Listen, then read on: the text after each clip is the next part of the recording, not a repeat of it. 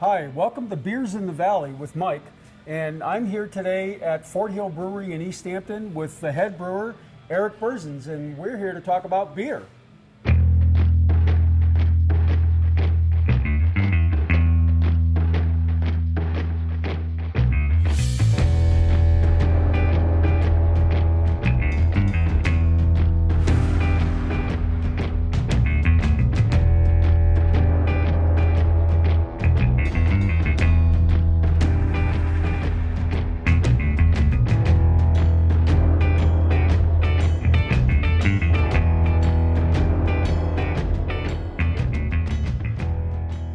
So Eric, there are lots of different kinds of beers. There's ales and pilsners and lagers and flavored beers and the like. What do you make here? Well, here at Fort Hill, we focus on sessionability. We've got a large core of, we've got 11 beers or so on tap. Most of them are pilsners, but we've also recently started brewing easy drinking IPAs and session IPAs. We've got a hop farm out here. We've got 160 organic Cascade hops. Then down the road about a mile, we've got another 500 organic Cascades and about 160 Nugget. And we chopped them down at the end of August and threw them in our Sgt. Pepper's Lonely Hops Club band beer. That's your latest? That is actually we've got two latest. We've got that one, and we've got another one called Freshly Cut, which is a 7% IPA, and we threw in all the fancy boutique hops. We've got the Simcoe, we've got Citra, we've got Mosaic, and it's pretty tropical and delicious, I'd like to think. Well, this is quite an operation. You've got lots of tanks and piping. What goes into beer? You talked about hops, and I know there must be water in it, but I've never brewed it. So what goes into it? So there are four basic ingredients to beer: barley, water, yeast, and hops. And we chose East Hampton specifically for the water source. It comes from the Barnes Aquifer. It's a large underground aquifer that runs from basically the edge of the Connecticut River all the way towards Westfield. And that was why we chose the city of East Hampton. Yeah, it's a great water supply. I got to agree with you there. So the small craft brewing industry seems to be bustling.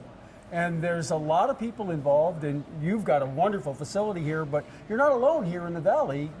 What's up with that industry? Absolutely not. A stone's throw away. We've got two other breweries in East Hampton, and it actually, I think that having three breweries in East Hampton has actually helped us out during our initial stages of starting a brewery.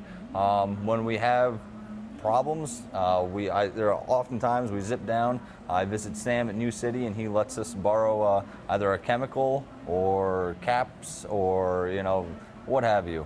So it's pretty convenient having our competition so friendly towards us.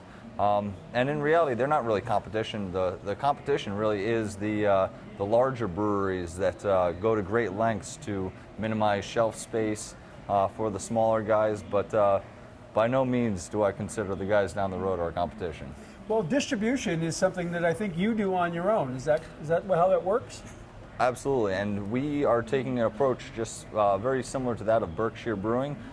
They've been in business now for 20 years, and they are able to self-distribute their own product in Massachusetts, and they are not dependent on any of the larger distributors to sell their goods. So they've got complete control over the beer from the time they brew it to the time the consumer is drinking it, and that is something that we're striving to do as well. Sure, that must really help with the quality. Absolutely, and there's no middleman, so we talk right to the store owners and the bar owners. So you get a lot of feedback from them. Absolutely. That helps you with your next kind of beer. Absolutely. Great. So Eric, how do you make beer? Well, we make beer in here. But for starters, we've got the hot side of the beer. It's essentially three different processes. We've got the hot side, we've got the cold side, and then we've got packaging. The hot side takes about 8 to 12 hours. The cold side takes between 3 and 2 months, and then the packaging can sometimes last for hours and hours and hours. All right, so we're standing up on the hot side of the process. We'll start at the beginning with our milling over there. Once we've successfully milled about 2,500 pounds, we'll bring it over to the mash tun, where we'll mix our first two ingredients, water and barley, at 125 degrees. And then over the course of 80 minutes, we'll step it up to 176.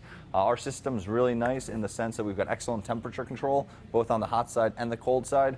And it is so precise that every single degree, we go through the entire spectrum of saccharification. But after 80 minutes, we go off into the lauter tun here. The aim of this tank is to separate the grains from the sugars. So we've got a false bottom and a raking system. This allows the sugar water to drain off into the kettle. The grains will stay put, and when we're done with them, we'll push them out through the 6-inch pipe into the back of the building in the back of a farmer's truck where he will feed his cattle.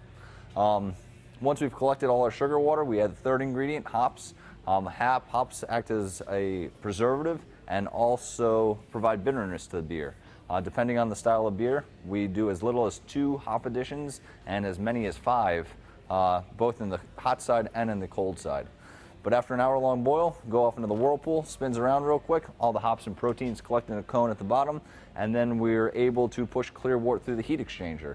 Now this is where our process is once again pretty brilliant in the sense that we can start our fermentation at 46 degrees. We'll fill up this big black jug first thing on brew day, fill it up with water, chill it down to 33 degrees Fahrenheit. We'll send that cold water through the heat exchanger one way, the 212 degree hot beer, if you will. The other way, the beer will come out at 46 degrees, and our cold water will be recycled into 176 degree hot water that we'll reuse for the next batch. So we're standing here in the cellar. This is where the magic happens. Depending on the style of beer, it will take between 3 weeks and 3 months to brew a beer. As brewers, we don't really create alcohol or beer. We're simply providing an environment for yeast to eat the sugar and create alcohol. So we're harnessing a proper environment rather than creating the libation. But inside the tanks here, we will typically do about 4 batches on the hot side to fill up one of these large tanks over here, where it will just do its primary fermentation for about 10 days, secondary fermentation for another 10 days, and then it just sits for up to several months at 28 degrees Fahrenheit. Now, Eric, this is the part that I like the best because now your beer's getting into a package that I can handle. Right, and this part of the process is also the biggest part of the biggest pain in the butt. It's always an adventure going from essentially one giant keg to essentially thousands of little kegs. But in a typical canning day, we'll do about 2 pallets. This is about a half a pallet. So we'll do about 4 times as much in a typical canning day. And at 31 cans a minute, it makes for a fun, interesting, long day. But then over here, we've got our kegging line. So much like the fermentation tanks, we clean the inside of each keg and fill them up.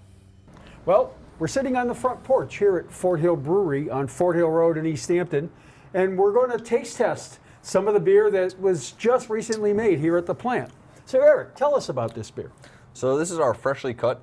We've been open now for 2 years, and this is our first IPA. It was an adventure to brew. It's a hard beer to make in the sense that we hit it with hops multiple times throughout the process. We threw in a lot of hops in the kettle. We threw in even more hops in the whirlpool, and then we just literally dumped thousands and thousands of dollars worth of hops on the cold side of the process. So the goal was juiciness. So we wanted the hop profile, but we weren't necessarily looking for huge amounts of bitterness for a nice sessionable IPA. So you said this was your first India Pale Ale. Correct. What do you usually brew here? We brew a lot of German-style lagers. That is what we've originally. Those are the principles that we founded our brewery on, and with all the learning that we've done with the lagers, I think that we took the same aspects of fermentation and the hot side of the process, and we're able to apply them to this ale, and it came out really delicious. Well, I'm going to try it. It seems pretty tasty to me. I will too. Cheers. I've been drinking it for a couple of weeks now. It is delicious. That's great. So what do you think, Sue? I think it's great. It's nice and hoppy, but it's not too hoppy, and like you said, it's not too bitter either. When you mentioned fruity or juicy sort of taste, is there something in particular that you use to get that taste? That all came from the hops. That's all natural. That's all hop. That's awesome. So, Eric, what are your hours here at the brewery? So we're open Thursdays and Fridays from 4 to 7, Saturdays 2 to 6 or 2 to 8, and then Sundays 2 to 6. And when we're open, we always have some live music. We've got beers. We don't serve food, but we always supply you guys with some pretzels or some nice bar food. So come on out to Fort Hill Brewery.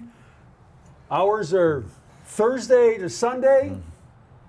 It's a great place to be.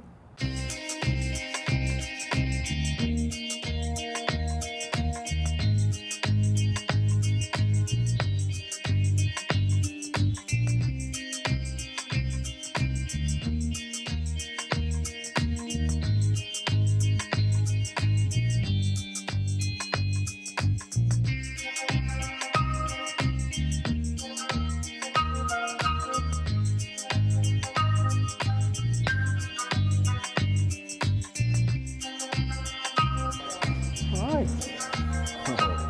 Say hi, boss. What's her name? Odell. Odell. We were thinking about calling her Good Autumn, girl. but she came on the second day of autumn. So one day late, and we threw her in an 8 to make it a little more elegant. Odie the brewery dog.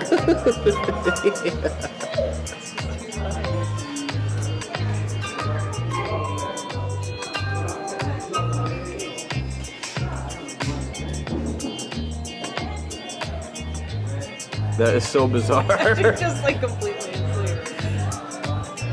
Not asleep.